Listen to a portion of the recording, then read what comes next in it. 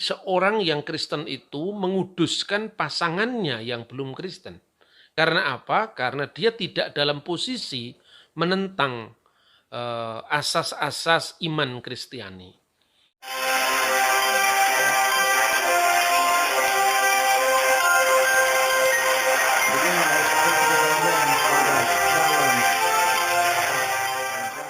Jadi saudara-saudara yang terkasih di dalam Tuhan, dua bagian dalam Alkitab ini bukan dua hal yang bertentangan.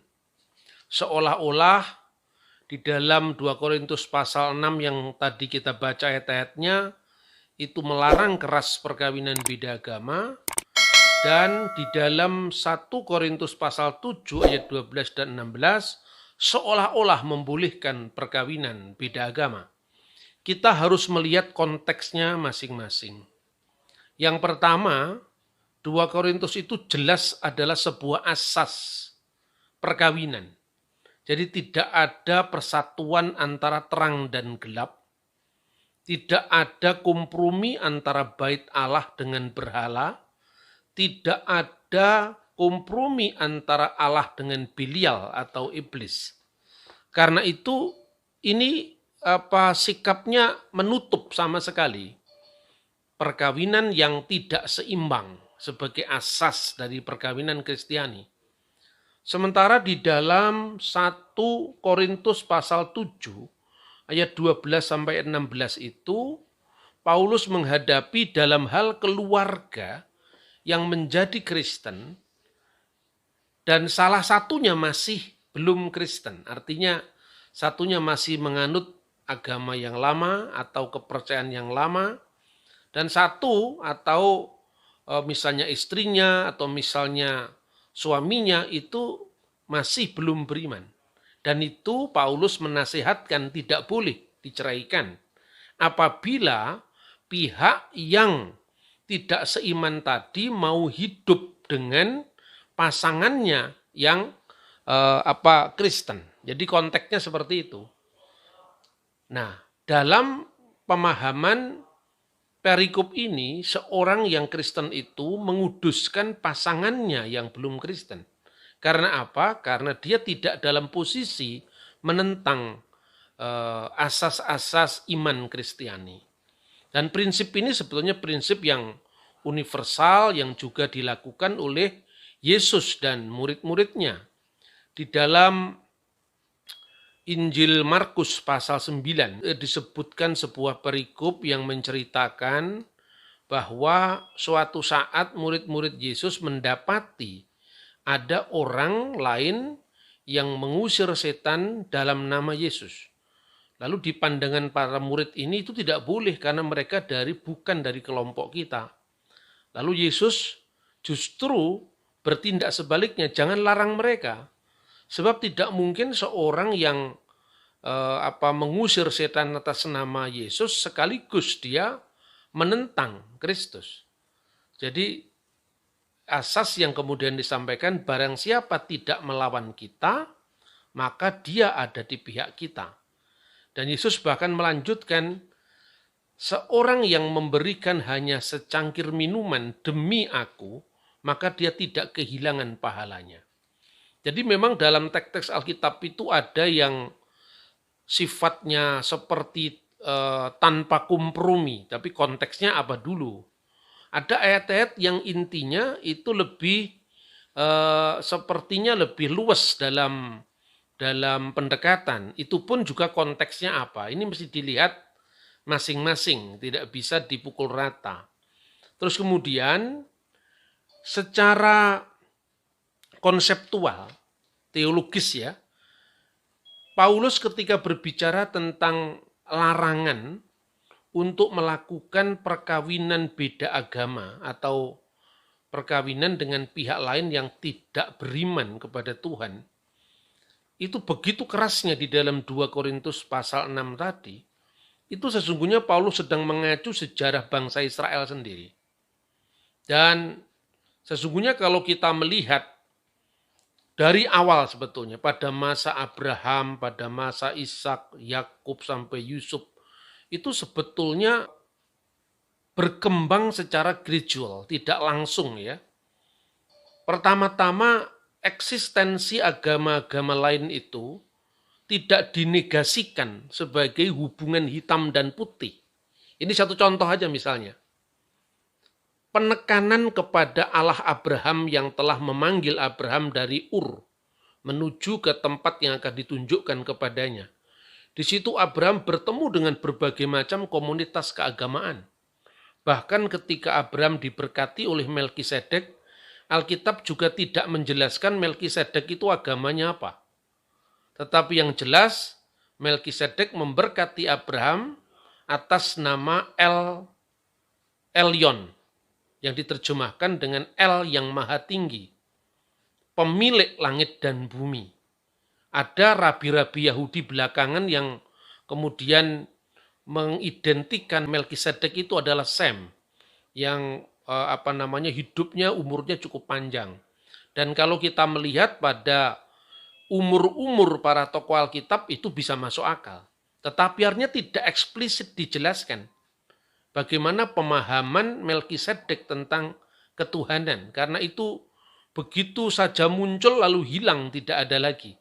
Tetapi karena kemisteriannya itu, Tuhan menjadikan dia sebagai pola dari imam besar yang akan datang. Makanya Yesus disebut imam besar menurut Melkisedek. Lalu pada masa Ishak, Yakub itu pertemuan katakanlah dengan keyakinan-keyakinan lain itu tidak sekonfrontatif setelah zaman Musa.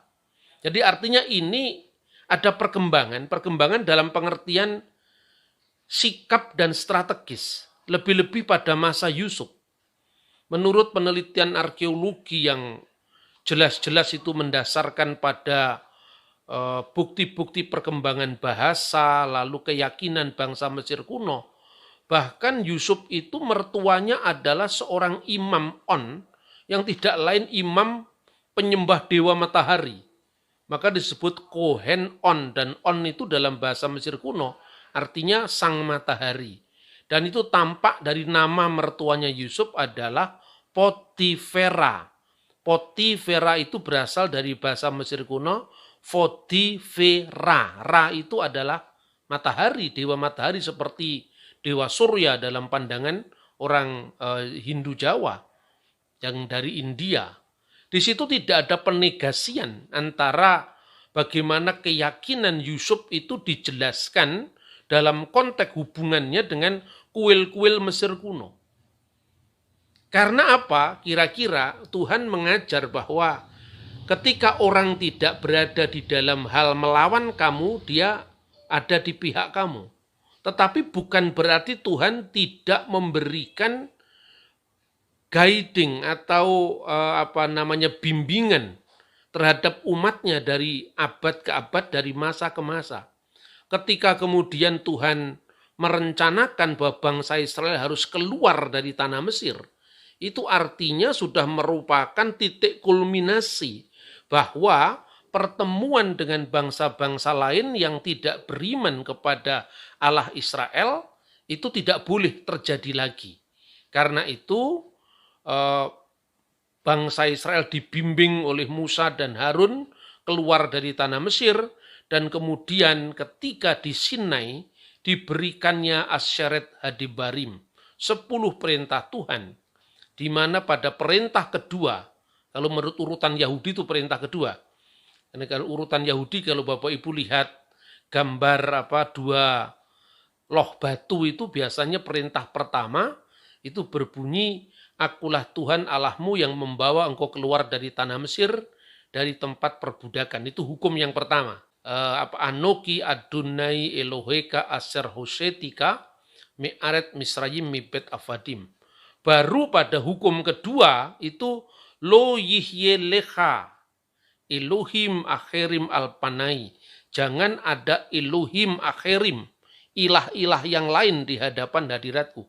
Di situ ada penegasian yang tegas bahwa kita tidak boleh kompromi dengan ilah-ilah yang lain dan tidak boleh ada di rumah-rumah orang Israel. Itu menjadi hukum yang kemudian mengikat bangsa yang dipersiapkan untuk melahirkan Sang Mesias itu. sampai kemudian berdirilah kerajaan Daud, ya, puncaknya dari sejarah bangsa Israel itu ketika mereka minta raja, dan kemudian muncul masanya Saul, kemudian masanya Daud, dan itu sudah memerintah kira-kira tahun 1000 sebelum Masehi sampai tahun 970 sebelum Masehi. Nah, pada masa Salomo itu kemudian menjadi masalah ketika dia membawa istri-istri dari luar bangsa Israel, dan istri-istri itu membawa ilah-ilah lain ke dalam rumah orang Israel. Dan akibat dari perbuatan yang tidak diizinkan Tuhan itu, Salomo yang berkuasa antara tahun 970 sampai 930 sebelum Masehi, pasca dia kerajaan Israel benar-benar pecah menjadi dua. Yang pertama, kerajaan Israel yang beribu kota di Samaria, dan itu raja pertamanya adalah Yerobeam. Itu kemudian diganti terus sampai kerajaan itu bertahan tahun 722 sebelum Masehi. Sementara dari kerajaan selatan yang disebut kerajaan Yehuda, ibu kota di Yerusalem, itu bertahan lebih lama lagi, karena kerajaan Yehuda itu kalau di dalam konteks kriteria moral monoteisnya yang diberikan Tuhan, itu tidak lebih politeis daripada bangsa Israel Utara yang di sana itu menyembah berhala, bahkan itu terjadi sinkretisme, percampuraduan antara Allah Israel dengan ilah-ilah bangsa lain. Makanya di Israel Utara itu ditemukan ada prasasti Kuntilet Ajrut yang menyebutkan bahwa Yahweh, itu bacaan kira-kira dari Allah Israel itu, beristrikan Asera, Dewi Aserata, Dewi kesuburan. Dan itu membuat murka Tuhan. Puncak daripada kompromi agama itu terjadi pada masa Ahab, Omri, ya, kemudian dengan tokoh yang terkenal kejahatannya yaitu Atalia. Dan kadang-kadang antara Yehuda dan Israel ini bersekutu dalam politik. Nah, tetapi karena Yehuda itu lebih strict di dalam mempertahankan monoteismenya, keesaan Allah itu, maka Tuhan mengizinkan dia bertahan sampai tahun 586 sebelum Masehi. Nah, itu kemudian ada peristiwa yang menarik yang terjadi. Tahun 586 mereka dibuang ke Babel.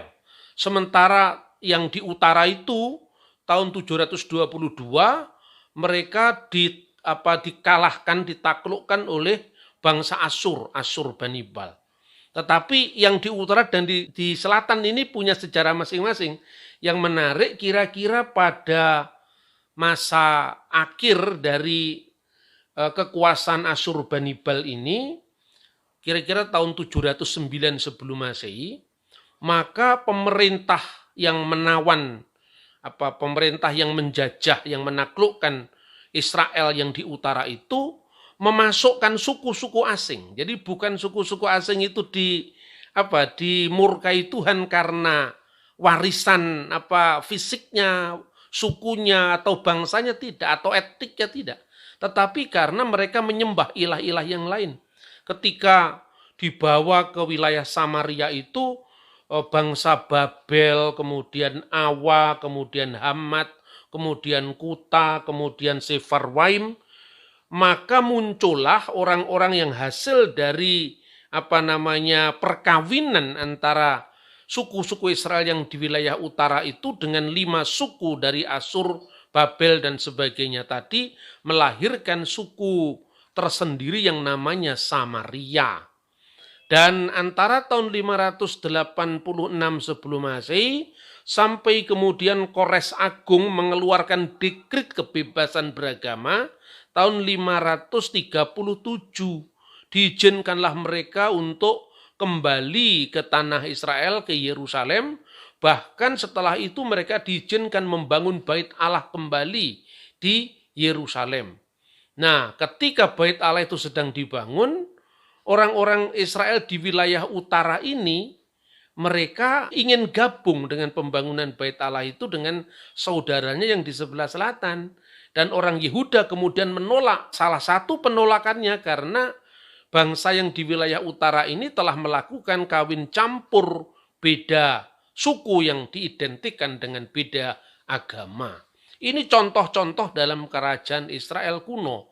Makanya kemudian dalam tradisi para rabi itu memandang bahwa dosa besar itu antara lain disebut abudah zarah, yaitu penyembahan berhala. Dan saya kira Kristus, Paulus, dan rasul-rasul yang lain itu memahami iman mereka tidak lepas dari konteks keyahudian ini. Jadi kadang-kadang memang tantangan sosial, politik itu membuat kita melonggarkan asas-asas iman. Misalnya, kenapa sih bangsa Israel yang di wilayah Samaria itu cenderung ingin membangun Bait Allah sendiri? Karena mereka bersaing dengan kerajaan Yehuda. Ketika orang-orang Yahudi yang di wilayah utara itu akan kembali ke Yerusalem, ikut dalam peribadatan Bait Suci, itu artinya bahwa loyalitas kepada negara yang di utara ini akan terkurangi karena mereka ikut peribadatan di Yerusalem. Akibatnya mereka menarik orang-orang lain asal mereka bisa eksis bersaingan dengan saudara mereka yang Yehuda ini, maka terjadilah sinkretisme antara Allah Israel dengan Dewi Aserata, Dewi Kesuburan, dan sebagainya. Dan ini juga menjadi permenungan kita, menjadi refleksi kita bahwa kadang-kadang iman kita itu ketika kita harus bersosialisasi dengan pihak lain, kadang-kadang ada dua sikap ya. Sikap yang pertama itu adalah sikap eksklusif yang tidak bertegur sapa. Artinya pokoknya saya ya saya, kamu ya kamu, kami ya kami, kalian ya kalian. Ya tidak ada persekutuan, tidak ada pertemuan antara gelap dan terang. Itu asas itu kan benar. Tetapi pelaksanaan asas yang tidak luas itu akan menimbulkan kekalahan. Dan ini yang sebetulnya bisa direnungkan pada sikapnya Paulus, sikapnya para rasul. Coba ketika Paulus memberikan gambaran tentang bagaimana kita harus bersikap terhadap makanan-makanan yang dipersembahkan kepada berhala di dalam 1 Korintus pasal 8 ayat 4. Paulus menekankan bahwa di dunia ini tidak ada berhala yang eksis dan tidak ada ilah kecuali Allah yang satu itu. Makanya kemudian ditekankan asasnya di situ. Eudeis theos uteros eimiis, tidak ada ilah kecuali Tuhan yang satu. Yang kemudian dalam Alkitab bahasa Arab diterjemahkan wa alla ilaha illallahul ahad, tidak ada ilah kecuali Allah yang esa. Tetapi di situ Paulus juga kemudian luas kan. Sekalipun di langit dan di bumi ini ada sesuatu yang disebut ilah atau Tuhan-Tuhan, dan memang ada Tuhan yang demikian, artinya konsep-konsep itu eksis. Namun bagi kita, bagi orang Kristen, hanya ada satu Allah yaitu Bapa, yang daripadanya berasal segala sesuatu. Yang kedua tekanannya, dan hanya ada satu Tuhan yaitu Yesus, yang segenap penghambaan kita itu hanya kepadanya. Dan itu gambaran bahwa tidak semuanya perbedaan itu dihadapi dengan konflik hitam putih. Kadang-kadang harus membangun jembatan, menyampaikan kebenaran tanpa melukai, tetapi pada posisi tertentu, di mana itu menyangkut tentang nasib anak-anak kita ke depan, kita tidak bisa kompromi. Itulah sikap dibalik bagaimana pendekatan Paulus yang sangat keras menentang perkawinan yang tidak seimbang dalam 2 Korintus. Sementara di dalam 1 Korintus itu konteksnya adalah keluarga yang sudah menikah dan kemudian menjadi pengikut Kristus, menerima iman Kristen, tapi hanya salah satu, mungkin ibunya saja, mungkin bapaknya saja. Maka Paulus menyampaikan bahwa iman dari keluarga yang beriman kepada Kristus itu sebetulnya menguduskan yang belum beriman. Artinya ini masih dalam konteks evangelisasi. Ini masih dalam konteks proses untuk bagaimana menyampaikan kabar baik kepada mereka yang belum percaya. Dan dalam kasus seperti ini Paulus menasihati, kalau pihak yang tidak seiman ini mau hidup menurut orang yang beriman tadi, jangan ceraikan dia. Karena pertimbangannya apa? Pertimbangan anak-anak. Anak-anak yang lahir dari perkawinan mereka karena ibunya atau bapaknya yang percaya, maka secara korporatif iman bapaknya yang percaya atau iman ibunya yang percaya ini membuat anak ini dikuduskan. Tentu dikuduskan dalam konteks karena dia lahir dari salah seorang dari orang tua yang Kristen. Tetapi tidak selesai dari situ. Harus ada pendidikan yang membuat anak itu dijamin dia tetap berada di dalam jalan Tuhan. Nah, itu konteksnya kenapa tidak boleh menceraikan dalam kasus keluarga yang beda agama ini. Tetapi apabila salah seorang itu tidak mau hidup menurut asas yang kitab suci, artinya asas Kristiani, dan dia minta cerai, kamu boleh melepas, kamu tidak salah. Itu pun dikatakan oleh Paulus dalam konteks itu adalah itu langkah terakhir yang sebetulnya tidak dikehendaki. Dalam keluarga Kristen, orang yang percaya itu harus terus-menerus mengusahakan agar orang yang belum seiman dengan dia, tentu saya kira bukan hanya orang Kristen, agama lain juga punya pandangan seperti itu, maka dia harus melayani orang yang tidak seiman tadi sampai dia dalam posisi yang sama, yaitu beriman pada Tuhan Yesus. Jadi ini kira-kira asasnya secara teologis dalam prinsip perkawinan beda agama dalam iman Kristen, dan itu secara teologis tentu tidak dibenarkan, ya. Tetapi artinya tidak dibenarkan itu kan harus dikomunikasikan secara lebih lebih luas dan harus kasus per kasus.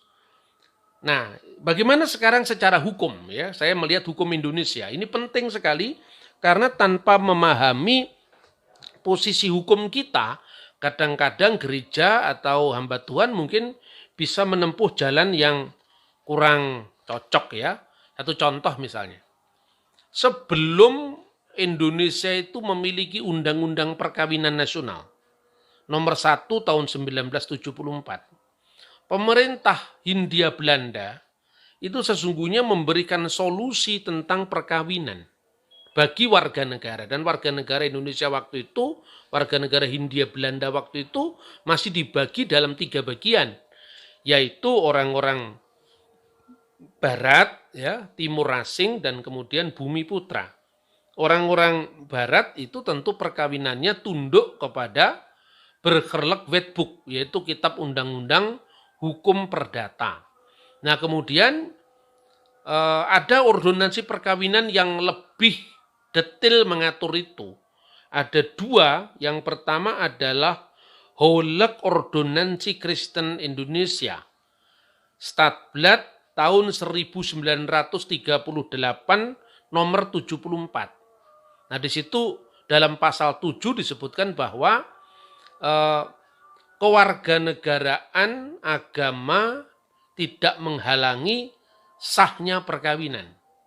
Nah, kemudian yang kedua itu ada yang namanya Regeling of the Gemeensdehuwelijk.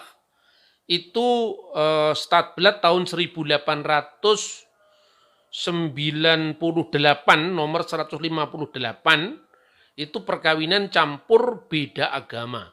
Jadi ada KUH Perdata, Burgerlijk Wetboek, dan kemudian ada Ordonansi Perkawinan Kristen tahun 1938 nomor 74, dan ada Regeling of the Gemeensdehuwelijk tadi, perkawinan campur beda agama 1898 nomor 158. Nah, itu makanya pada zaman Belanda dulu perkawinan campur itu diizinkan secara hukum loh, tapi bukan secara teologis. Secara teologis artinya tetap itu tidak ideal, tetapi secara hukum Karena kan negara itu tidak boleh didirikan di atas dasar keyakinan salah seorang atau salah satu dari warga negaranya.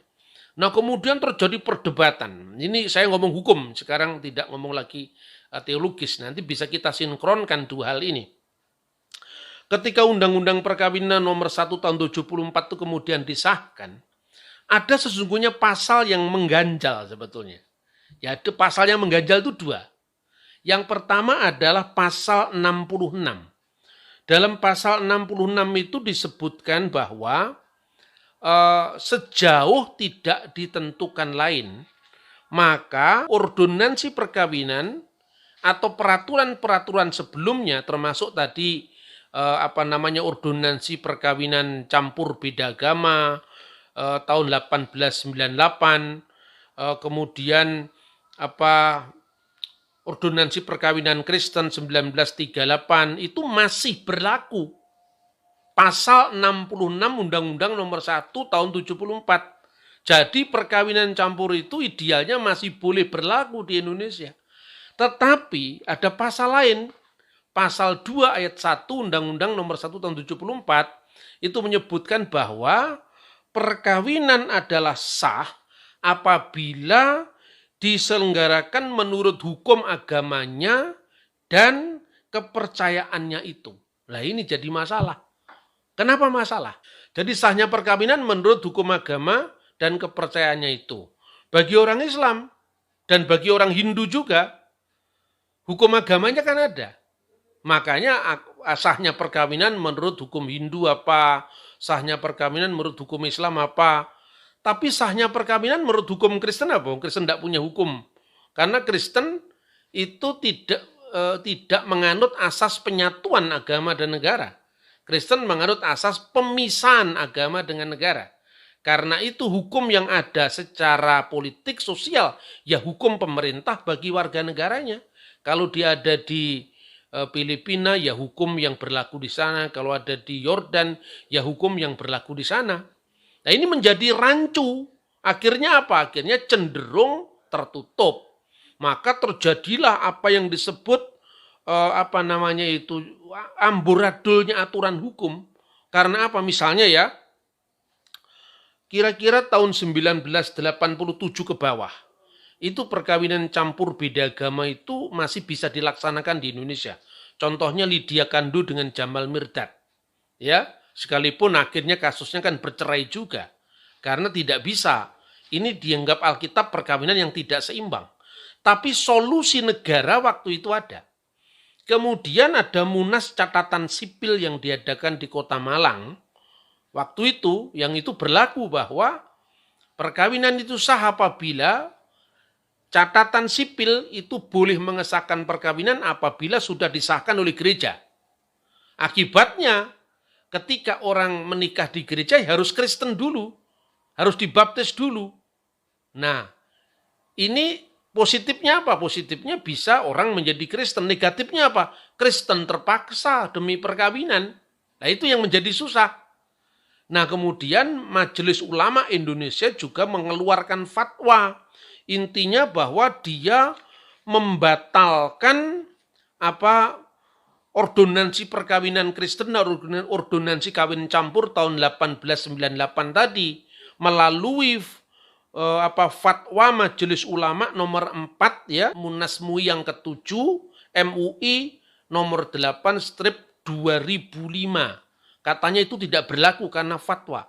Nah, ini secara hierarki perundang-undangan terlepas daripada kita setuju bahwa perkawinan campur itu tidak ideal, tapi secara hukum negara ini menjadi tumpang tindih. Fatwa MUI itu tidak memiliki kedudukan hukum yang yang sah, tidak. Itu hanya berlaku bagi anggota MUI. Tidak semua umat Islam kan menerima fatwa MUI. Bahkan hanya yang mengakui MUI yang memuat, padahal hukum negara itu berlaku bagi semua orang. Ini tumpang tindihnya aturan hukum kita di Indonesia. Maka bagaimana bagi kita orang Kristen? Ada dua hal. Yang pertama adalah tindakan preventif. Dan yang kedua tindakan kuratif. Yang pertama tindakan pencegahan. Tindakan pencegahan itu artinya Gereja terus-menerus harus mengedukasi umatnya, jemaatnya, bahwa apapun alasannya, perkawinan campur beda agama itu tidak sesuai dengan prinsip Alkitab. Prinsip iman Kristen, saya kira orang Islam juga setuju tidak sesuai dengan prinsip iman Islam. Tetapi bagaimana kalau anak kita ini kemudian harus berpasangan dengan mereka yang beda agama? Nah, inilah konteksnya, pendampingan gereja. Kita harus terus-menerus mendampingi anak-anak kita, sebab begini, pada saat orang baru melangkah, pacaran misalnya, jangan coba-coba. Karena ketika dia masih baru melangkah pertama kali untuk pacaran itu pasti karena dia sudah dimabuk amor, dimabuk cinta itu, maka itulah urusan belakang. Kita jalani dulu. Lama-lama dia perasaannya terus-menerus terikat, akhirnya logikanya tidak jalan lagi. Ini yang harus dicegah. Nah, jadi harus ditentukan bagaimana pola relasi anak-anak kita itu dengan teman-teman yang berbeda. Karena itu seharusnya gereja terus-menerus mengadakan pendampingan. Nah, ini tindakan preventif. Bagaimana dengan tindakan kuratif? Ini masih kontroversial. Di beberapa gereja, termasuk GKI, kalau GKJW belum, GKI sudah, dan gereja Katolik, itu akhirnya terpaksa menikahkan pasangan yang beda agama, tetapi tidak menganggapnya sebagai sakramen kalau di dalam gereja Katolik. Mereka pihak yang itu bukan dianggap sebagai secara hukum perkawinannya sah. Karena yang mengesahkan perkawinan bagi orang Kristen bukan gereja, tapi negara. Gereja itu bukan mengesahkan perkawinan, tapi memberkati perkawinan. Maka sahnya perkawinan tetap oleh negara. Tetapi sekarang dalam kasus-kasus yang sudah terlanjur begini, pilihannya cuma ada dua. Dia tidak mau jadi Kristen dan terpaksa menikah di KUA, atau dia pura-pura jadi Kristen dan diberkati di gereja. Apakah kita bisa memberkati orang yang pura-pura menjadi Kristen? Apakah kita bisa membaptis orang yang pura-pura beriman pada Kristus? Ini tentu tidak ideal. Kalau di solusi yang disampaikan GKI atau gereja Katolik tertentu, ketika keluarga ini menikah di gereja, yang diberkati tidak ada. Jadi didoakan bukan diberkati. Yang pihak yang Kristen ini disahkan perkawinannya oleh catatan sipil, supaya ada surat dari gereja, kan catatan sipil tidak akan tanya itu sakramen atau bukan. Tetapi itu catatan bahwa keluarga yang pasangan yang tidak mau menjadi Kristen, posisinya akan dapat surat saja. Jadi itu langkah terakhir yang benar-benar tidak ideal dikehendaki. Kalau di gereja Katolik, satu contoh ini, harus ada kesepakatan antara dua pihak yang mau menikah ini. Jadi gerejanya mengantarkan supaya dia disahkan oleh negara. Tetapi gereja tidak memberkati. Karena apa? Karena perkawinan Kristen tidak boleh dijalankan dengan pihak yang tidak seiman menurut asas yang ditetapkan dalam Alkitab. Maka anak-anaknya harus diselamatkan.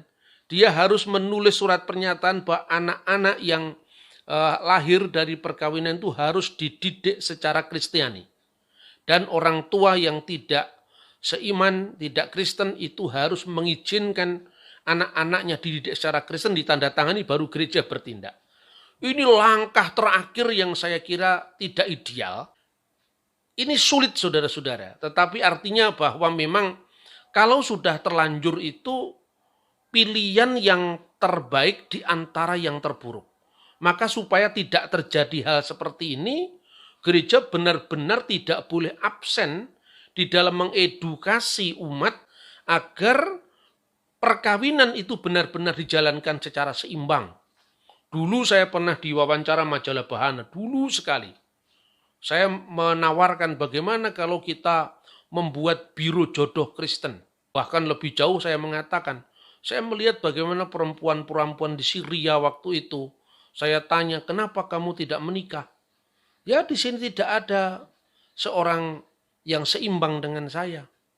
Tidak mau dia menikah, bahkan dia lebih baik tidak menikah dan masuk ke biara, itu di gereja-gereja ortodok itu ketimbang dia menikah dengan mereka yang beda agama. Begitu juga kalau Anda lihat sekarang di YouTube banyak ya, orang-orang laki-laki Palestina, laki-laki Palestina, perempuan Palestina diwawancara. Apakah kamu mau menikah dengan orang non-Kristen?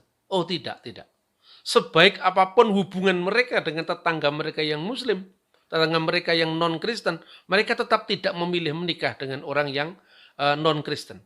Dan itu pola yang dilakukan baik di Syria maupun di Mesir maupun di Palestina, itu sifatnya introvert, ke dalam. Jadi dia tidak akan mengemukakan masalah agama itu seterbuka orang Indonesia mengemukakan agama. Kita ini masih enak hidup di Indonesia ini. Sekalipun kita ini masih didiskriminasi ketika bicara tentang agama, masih banyak jalan lain yang bisa kita tempuh. Tetapi idealnya perkawinan itu asasnya tidak boleh mereka yang di luar iman kita. Dan ini bukan hal yang secara abu-abu bisa dilakukan, itu harus tegas disampaikan. Tapi tegas itu bukan berarti kita membenci orang lain, dan itu harus ditentukan bagaimana dengan kebijakan gerejawi kita. Adalah sangat memprihatinkan kalau anak-anak muda kita, menurut survei dari Bilangan Institut tadi, mengentengkan masalah-masalah yang sifatnya adalah teologis atau akidah. Itu saya kira yang bisa saya sampaikan dalam presentasi perkawinan campur beda agama menurut perspektif Alkitab, tapi saya tambahkan dengan perspektif hukum agar menjadi perbandingan, bukan hanya ketika kita mencegah, tapi kalau sudah terjadi seperti apa solusinya. Terima kasih, Tuhan memberkati kita. Shalom alaikum bismillah.